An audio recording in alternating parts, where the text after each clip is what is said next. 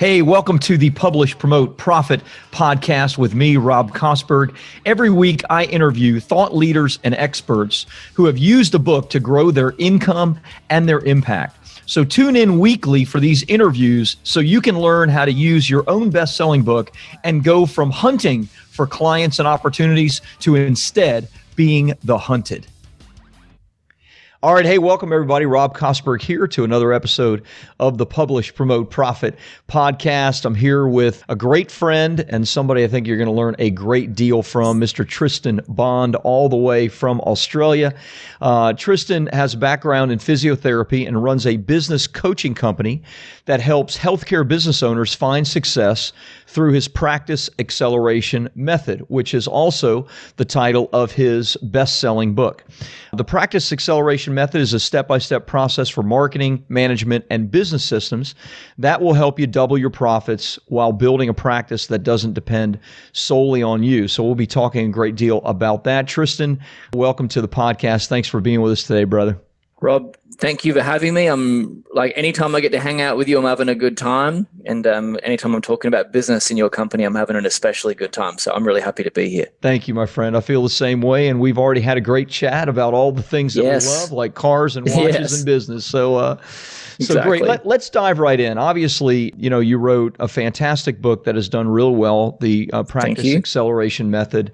Tell us a little bit about that book, your methodology, maybe even give us the steps for the person you help and how your steps can kind of do the things that you share, doubling profits and helping doctors, physios, et cetera, to build the practice they love. Fantastic. All right, great. So I'm not sure exactly where to start, so I'm just going to start talking and see what comes out. Do it. So I remember I was having dinner with yourself and our friend Kevin Hutto one night over in LA, and you're like, I like your method. I think you need to put it into a book. And then after I got past the fact that writing a book could be quite agonizing and turned out to not be at all, I thought, I better write this down. I better turn it to actually put it onto paper. So what we've done over the last 12 years of coaching is we've designed a very structured method for growing healthcare businesses. So if you think about this, like I always say to my clients who are, physical therapists, chiropractors, podiatrists, they're in healthcare, right? Allied health, typically. And they have a clinical reasoning method to assess a patient. A patient comes in, there's a real process to find out what's going on with them in terms of conversation, then objective examinations, testing, and so on. Then they formulate a treatment solution and they go through and they help the patient.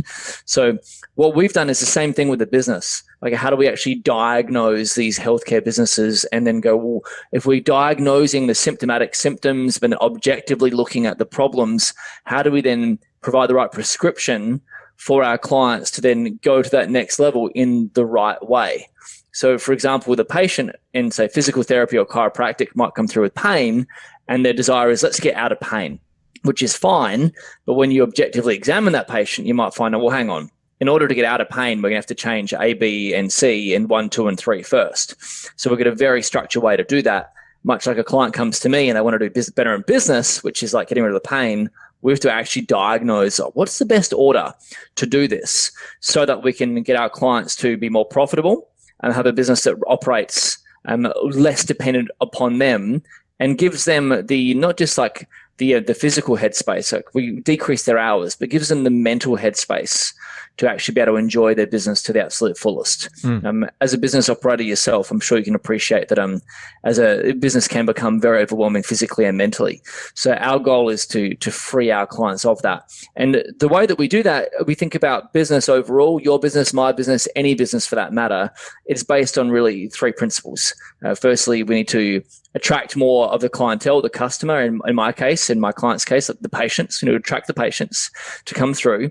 We need to attract them in a way where they don't want to see an individual practitioner, because that's just going to create a bottleneck. We need to attract them to the brand, even if it is a personal brand, which other people work for that personal brand. Secondly, we need to introduce the method around how do we sell to this person? Ethically, of course. We call that rebooking. We're not actually like doing a sales presentation. We're actually doing more of a rebooking process. How do we rebook them appropriately into the best clinical outcome care? And then finally, the third part of our methodology, the third framework, is around management and leadership. Once we're attracting leads coming in and we're rebooking them to fill a list, how do we then scale that business up so we can continually hire more people and manage them so that the business owner can still be stepping back, earning more income, but not having to be a revenue generator themselves? Now, that said, a lot of my clients still love the clinical side, but they love it because they're able to do it at the level that they choose. Right. It's by choice. They don't have to do it. They don't do it for financial gain. They do it because they genuinely love the contact. But the vast majority of their time is either free time or it's focused on growing their companies. Wow. That's and under each sexy. framework, there's like dozens of tactics and whatnot. So that's why we do the diagnostics to go, well, what do you need? What do you have available to you as an asset? Which one do we plug into to really help you grow really quick? I love it. I love your clinical approach to it. Yeah. If I'm not mistaken, that is your background, right? So that's correct. It's not as though you come into this field as somebody completely inexperienced, but you come with a rich kind of background of having your own clinic. Can you talk about that? Yeah, absolutely. So yeah, my background is physiotherapy, and for Northern Hemisphere listeners, it's physical therapy. For you guys, we had a lot of US and Canadian clients as well. But so like in my background, I really got into physio because I got injured as a youngster. And I was 14 playing hockey, field hockey, and I couldn't get back on the field. And at some point in time after going through these processes of not getting better, I was introduced to a physio, and I was like, wow, this guy is amazing. He's a miracle worker. I want to be able to do this when I get older. So let's fast forward a number of years. I studied physiotherapy and I started my first practice here in Adelaide, where I'm sitting right now. The practice I set up is maybe 4 kilometers from here, actually. Wow. So I started that with using a lot of the principles that I teach inside my book. And at that point, it wasn't a refined methodology at all.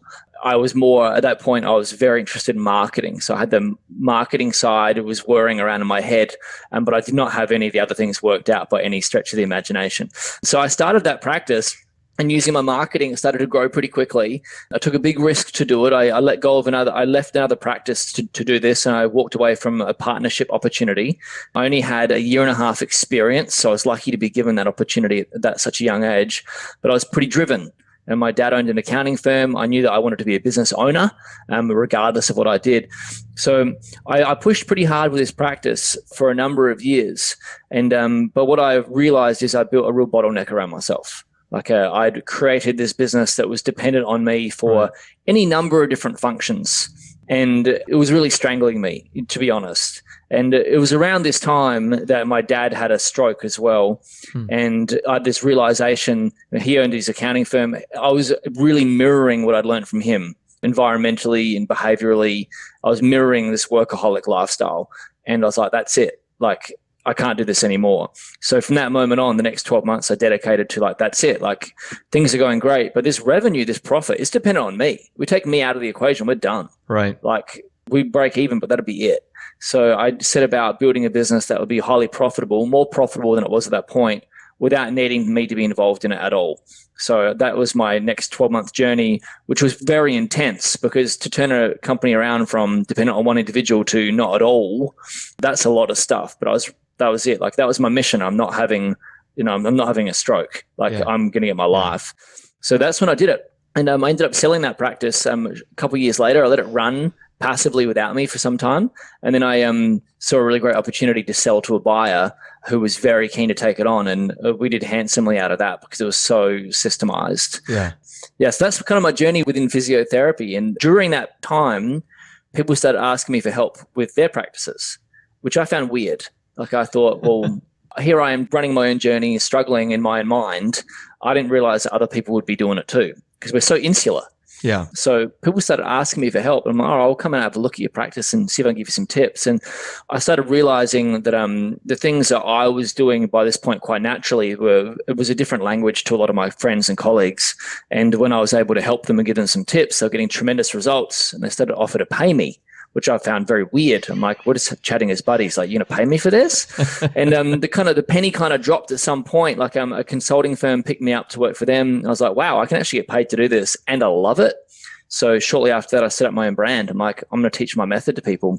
That's kind of how it all started, Rob. That was like 12 years ago now. There's, I don't know, maybe, my story is very similar. I didn't start out with the idea of ever having a publishing company or to help people write their book and do the marketing. But in much the same way, when I wrote my first book back in 2008 and the success of that, and in particular, the growth of my business during the 2008 financial crisis really stunned a lot of people.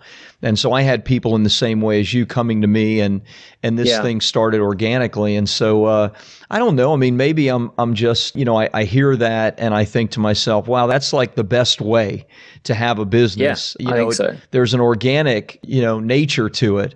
And you could have chosen to do it or not to do it. You, of course, chose to do it. And obviously you chose to do it because you love it, which is really pretty cool. Yeah, exactly. And I still love it. Yeah. I was catching up with a buddy last night, and this is totally off topic. Yeah. But one of the challenges I have now is I've got way too much free time, which is great. I need to come over to Florida to hang out with you guys. Absolutely. But, so I'm struggling to find people that have free time to hang out with me. Yeah. So did you speak to Rob Nixon? I should actually. You should speak to Rob Nixon, because I just talked to him on Monday and he said the exact same thing. He says, I'm getting comfortable being bored. Those were his words. I'll have to chat with him. I'm like a professional cafe hopper. I just jump around and read the paper and jump from cafe to cafe. And then I come back into the business and I'm like tinkering with it, going, how can I add more value here? Because it's so much free time. Yeah. But I'm really lucky that I love my clients and I love my team. Yeah. So a lot of my energy now goes into developing my team. And whilst I'm not personally involved in the direct one-to-one coaching of my clients, we've got a methodology that operates entirely without me. It'd be incongruent for me to set up a company that depends on me in terms of the delivery. 100%. So where my time goes now really is in developing coaching modalities to train my team. And so a lot of my time will go into training them one-to-one.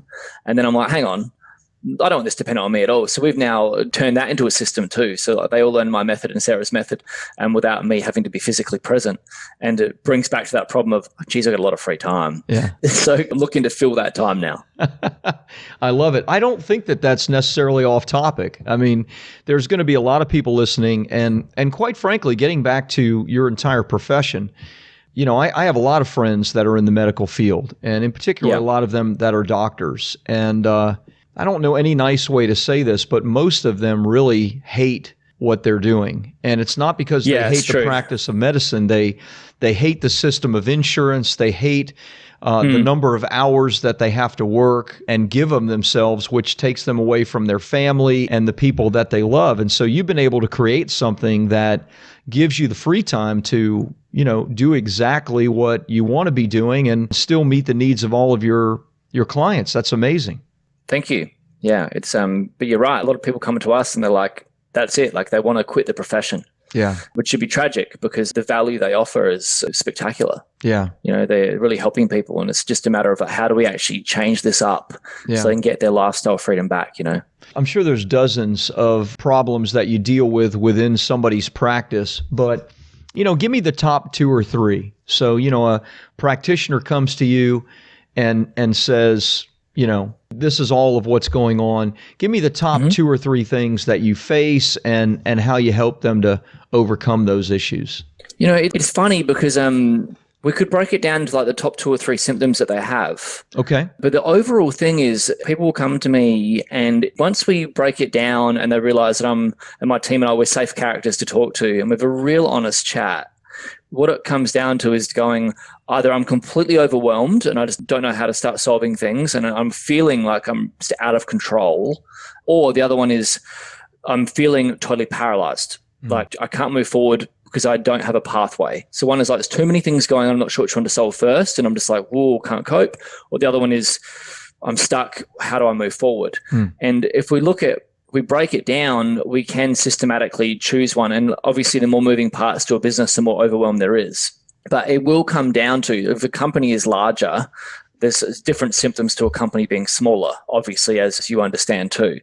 But if we look at what drives the business, and the biggest problem, if people want to get out of any sort of level of pain, they're looking for a quick fix, right? Yeah. Let's say someone's overweight or whatnot, or they want to get into better shape. It's like, oh, well, I want a magical diet. I want to take a magical pill to lose weight really quickly, things like that. The magical pill that my audience reaches out for is, if only I could get more new customers, more new patients, I'll be fine. which is not the reality actually. Yeah. Because then we can put more leads into a machine that is still, if you're in overwhelm or you're paralyzed, we're just putting more leads into that system.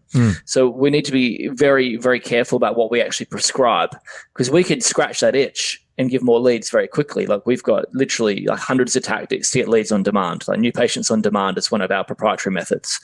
But we have to be cautious of what we prescribe. But so people will come in and go, hey, I need more new patients, right? And we're like, cool, let's check if that's actually what you need. Or whether this could be a rebooking issue. And let's figure out which one we tackle first, or if we tackle them in conjunction with one another. And the biggest overall issue to really address in terms of freeing up mental space and physical space for the owner, the operator, the founder, is the company structure itself. Do we have the right people in the right seats? And that is the toughest one to solve, because there we're dealing with leadership qualities. We're having to really address the nitty-gritty of teaching our clientele how to have conflict resolution conversations, how to be very vulnerable, how to really lead and educate their team, and which is something that they haven't had to do before. Because typically my clients will be like me, which is I'm a natural academic and I tend to more the introversion side of things more than the extroversion. And you put me in a room, I want to get away from an argument pretty quick. I'm like, hey guys, I've got a meeting. I'm faking phone calls and I'm out of there. Like, so that's the toughest one to actually train. And I can completely empathize with our audience. But in answer to your question, it's going to come back to like, how do we solve getting more leads real quick? How do we get the team to actually rebook appropriately so that they can service the customer, the patient better, and then win more referrals as a result of that outcome? And also there's a monetary aspect to that as well. Obviously we're in business, we're not doing this for free. Right. And then finally, how do we actually grow this team to have the right people in the right seats and educate the owner with the skill set to be able to first of all manage, then lead. Like my mantra is you can't lead unless you can manage. Right. Like it just doesn't work. Like a leader without management skills and management insight is just someone that's abdicating responsibility and pushing sideways. Like there's no role for that person in today's modern business, in my opinion. Right. So we train a lot of that. I know I'm kind of moving around through some different stuff here. That's but great. Someone will come to me and go, I need more leads. And I'm like, perfect, we can do that. But let's have a look first of all at what's really going on.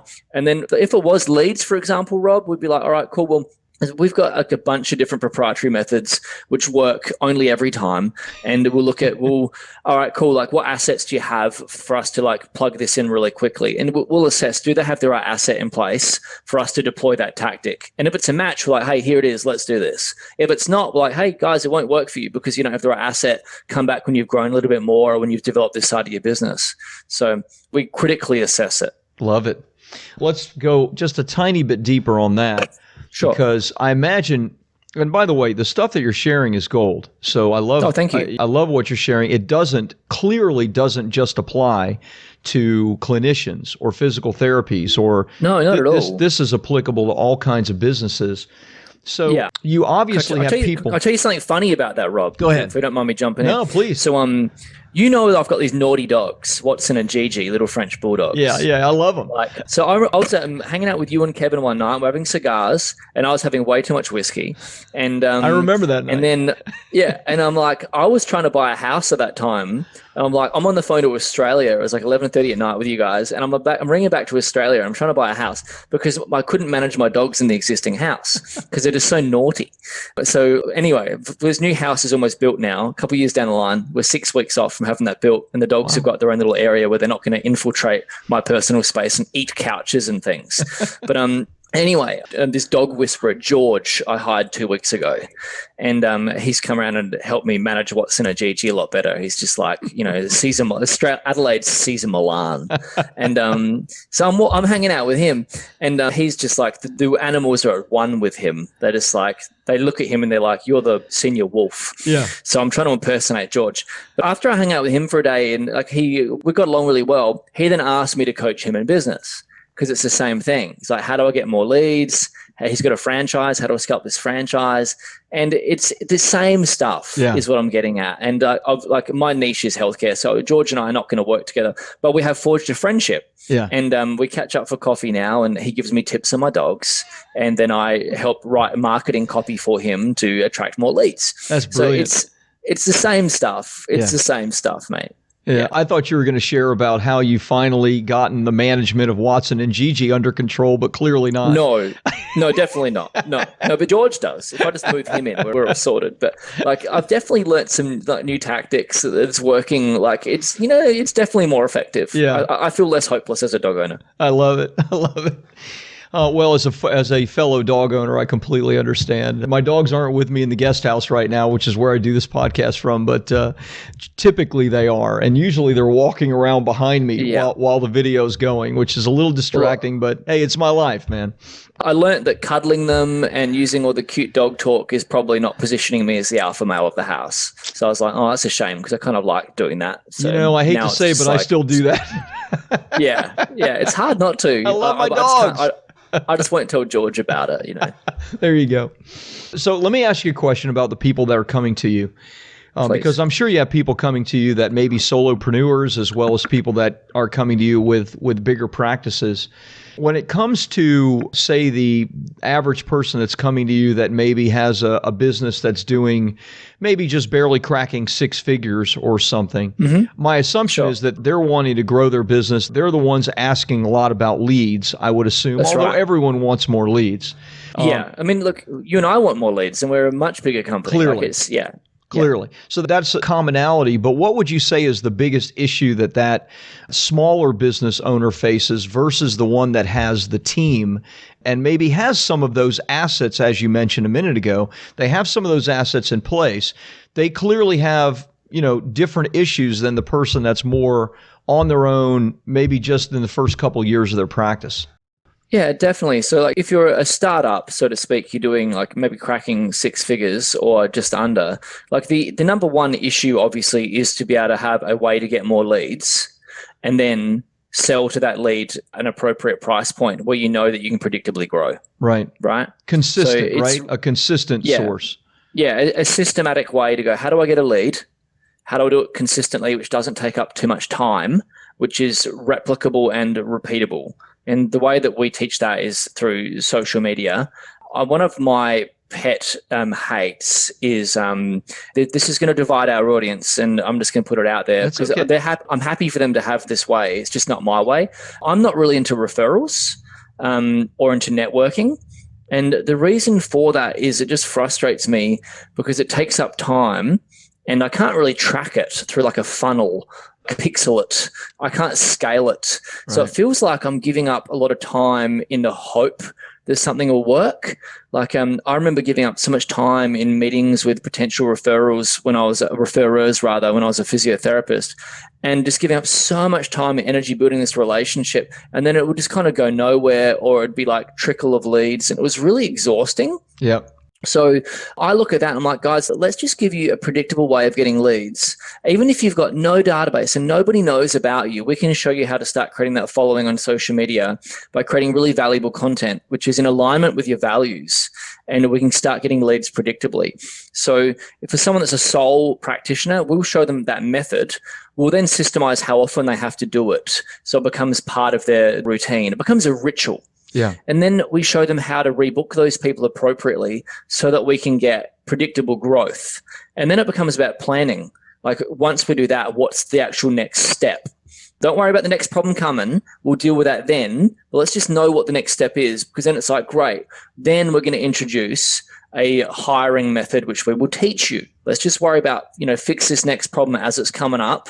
We don't have to solve all the world's problems in advance. We don't have to do that. So we go through that process. I'm like, perfect. Now we've got that. What's the next thing in front of us, which is like a 6-week training program for their new staff member so they can fundamentally impersonate the owner in terms of rebooking and so on. And then it's like, great, let's repeat that process. How do we increase the lead generation that we're already doing to then fill this new person up? Right. And do we have to add in another channel to then get them to the appropriate point? Based on predictability, when do we go again to get that next person? When we get that next person, then the problem might be, okay, the next problem we have is now we need to step your hours back so you can become the manager. Right. Let's do that. Let's set a point in time and so on. And we schedule that. And I'm like, great, now we're going to give you the management skills. And then from there, it's like, great, now we're going to hire a manager and you're going to train the manager. And then you step out as the leader. So it's like very systematic like that. And hopefully the way I've described it doesn't sound overwhelming. Oh, no. Because it's not. But I think that as humans, we're like, whoa, what could go wrong? Oh my goodness, I got to solve all these things in advance. And whoa. So we really break it down. Like a solo practitioner, I love working with them because it's so clean and easy. Yeah. Like if someone's bigger and they come to us, we can get really fast results, but there's more stuff going on. And it's like, wow, you do actually need to solve these 3 things and they're all pressing. Yeah. But let's just pick one. I want to pick one which is easy to affect right now, easy to bring about an impact right now, to bring out a monetary improvement and headspace improvement and a lot of confidence as a direct consequence of doing that. Yeah. Like that's kind of how I do it. It's exactly how I do it, actually. That's really well said. You're going to have a lot of people that want to hire you after this. Well, I hope so. Because that was brilliant. And thank you. You certainly know that we're, one in heart and mind when it comes to this. So we do zero networking. Yeah. My industry is filled with people that want to do affiliate and joint ventures and things like that. And, nothing against that, but I feel like that's exchanging dollars for hours, and I don't want to do that. And I want to set up a system that predictably gets us leads, just like you do that for your clients. So I love it. I'm heart and soul with that. So said. I mean, people can do that stuff if they want. That's fine. Yep. It's just not for me, right? And not for you. Yep. And I'll be like, I'm going to be a bit more poignant about it and say, if you want to do that, that's cool. You won't grow a big company, right? Exactly. you can't. You're becoming a professional event manager yourself. Right. That's just not going to be much fun. Right. Yep. I totally agree. Let's change gears for a second because please. This has been brilliant, and I think people have gotten a ton of value. This is all laid out in your book, and we'll give them a link to where they can go and get a copy of your book and get some information. We'll put all that in the show notes and everything. We've talked a lot about what is in the book itself, obviously who the book is for, etc. Talk to me about how the book has helped you. Most authors think in terms of, I want to write a book to help this kind of individual. And hopefully they've also thought about, well, writing a book really can change my life and help me grow my audience, et cetera. So do you have some examples of how your book has helped you to do that? How do you use your book, et cetera? Yeah, of course. I can definitely talk to that point. Something I didn't realize when I was writing the book, and it's been a really positive effect, and I even love this maybe the most actually since writing the book, is I didn't realize how many people would read my book that were not my ideal audience for becoming, say, a coaching client, because they're at a different stage of their life, that would just get so much value from it. So for me, it's I get lots of messages coming through and emails thanking me for the book. Funnily enough, a lot even outside of healthcare, which I've found weird, but maybe friends in healthcare have spoken to them about it. And they're just thanking me and telling me about the difference it's made for them. And those people I probably would have never met because they wouldn't have considered joining a coaching program, but everyone loves reading a book. Yeah. So I'm able to help a lot more people that I never would have reached before. And I didn't think about that prior to writing the book, but I love that the most. We get so many of those messages coming through. So that's a heartfelt thing. But in terms of the promotion and whatnot, we're very much into social media and digital media marketing, as are you. And to be able to insert a book as a piece of content that we provide to our audience is incredibly powerful. To be able to lead by giving a lot of information away without a huge commitment from an audience. We've done free plus shipping models and so on, where it's just so easy for our audience to access it. We do guarantees on it. If they don't love it, we refund the money in full. So we're able to get our message out there and our methodology out there where people not only know about me and about us, but they know exactly what we do and how we do it. So they're able to learn a ton more about us. And that really does differentiate our method from other people's methods out there in the market. Now, there's a lot of people in my space working and coaching with healthcare professionals, but I stand by our method because I'm obviously biased, because this is what works for me. Right. And I'm like, this just works. Let's just keep it working. So it really, whereas other people are jumping at different fads and whatnot, my methodology is clearly inserted in my book. And I'm like, this is who I am. This is what I do. This is how I help. Here is information. And if you like it, let's get in touch. So it really stands me apart from other people in the market who, number one, don't have a book, or who are even writing a book. And you really helped me with that, going, well, let's not write a book. Let's just write a book with purpose and really get your methodology down. And that's been massive to go, here is how I do it. Here, and I've got so many case studies in there of proof. It's pretty overwhelming. So anyway, I'm ranting. No, it's good. What's been really beneficial for us is now also through working with you, a lot of people interview me on podcasts and whatnot because they want to talk about the book. It's like everyone wants to talk to an author, especially if it's had some great success, much like we're doing right now. So I really love going on the podcasts. Yeah. It means that I can get a greater reach to a greater audience. But even if the audience isn't exactly my audience, we share that across social media, and my audience that follow me see me continually getting interviewed. So my social status and authority in the mind of the market continues to increase as the person, the go-to person in our market, as a direct consequence of everything that flows on from this book. We've also set up in a digital media marketing sense, like, once again, you and I are all about how do we actually have a predictable way of getting leads. I use my book to then reach more leads, to educate them about us, to then create a funnel so that people go, it feels very safe to reach out. So it's an incredible lead generator for us. And when people do come to us as a lead, they're like, hey, can I just work with you, please? Because they've read, and I'm like, yeah, well, of course, let's see if we can help first. But they've read the book and they love it. So it's like putting our best work out there with our clients. Like, all they have to do is buy the book and they're getting access inside my mind. So I think it's a pretty good deal for them, and I'm enjoying the benefits too. Oh, I love that. Let me go a little bit deeper and maybe even put you on the spot if possible. You're using the book in a free plus shipping funnel. You're using the book to drive leads. Do you have, what are your metrics? How many leads do you drive with the book? What does that actually look like? Dollars in, dollars out? And you may not have all of those exact things, but, how are you using the book? We like to talk about making an impact and an income. The impact is clear. The income is clear, but I'd like to just hear some specifics around that if you could. Definitely. So I don't have the exact numbers around like cost per lead and so on. That's okay. But I do have access to these numbers, and I attend a marketing meeting every week, which is where I go through these metrics, and we have like certain parameters we need to be within. So I can tell you that we've been running like our book marketing ever since we completed it, and it's something that we can turn off and on depending on how many leads we're getting. Wow. Right. So and we've got it back on right now and it's crushing it. So when we've tested so many different things, free plus shipping, and also now we're testing digital downloads as well. Love it. You totally should. Great. Yeah, absolutely. So whilst I don't have the exact numbers at hand, what I can tell you very safely, since we've been doing this, we'd have generated easily over $1 million in revenue. Wow.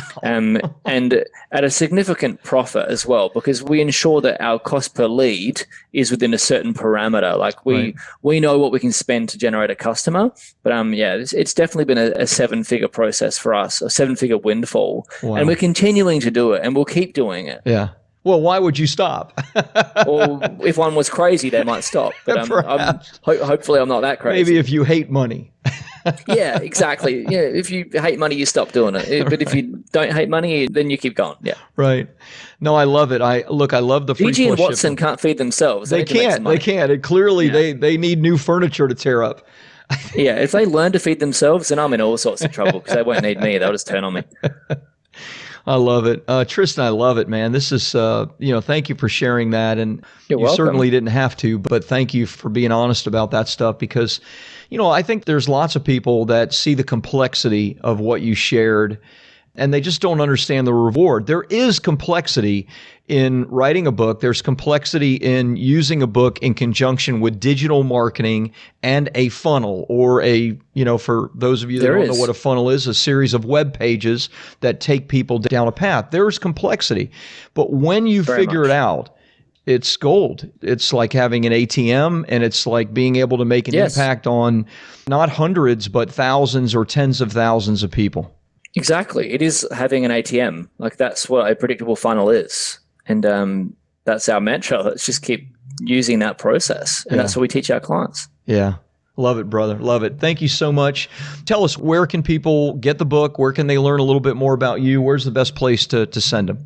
Yeah, that's a good question. So usually I have an assistant to tell me these answers. Let's have a look.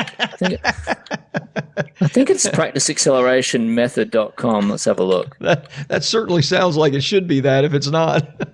There it is, practiceaccelerationmethod.com. Is that where they can get the free book?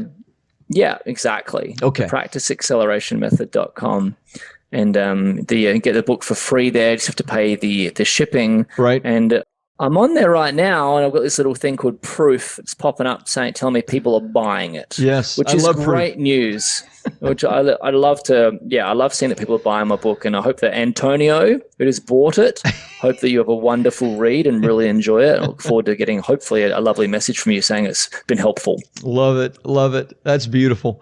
Tristan, fun to talk to you, man. I miss talking to you more often. I hope when all this craziness ends, we can see each other again soon. You're on the other side of the world as I am, and hopefully we'll be able to spend some time. And I want to hear more about the stuff that's going on. But thank you. Obviously, go to practiceaccelerationmethod.com. Whether you're in the healthcare field or not, get a copy of the book. I think you will love it. And make sure you send Tristan an email, because he loves getting emails about how the book has impacted your life. I very much do. Yeah, if you could do that, I'd be really, really pumped. So thank you very much. Love it. Thank you, brother. Thank you, Rob. Pleasure as always. We'll chat soon.